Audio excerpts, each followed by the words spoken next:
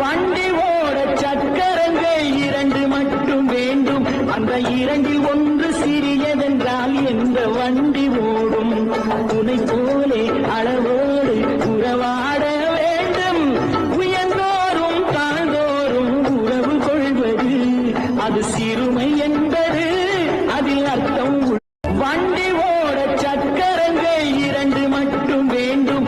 அந்த இரண்டில் ஒன்று சிறியதென்றால் எந்த வண்டி ஓடும்?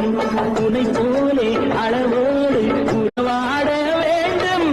உயர்ந்தோறும் தாழ்ந்தோறும் உறவு கொள்வது அது சிறுமை என்பது அதில் அர்த்தம்.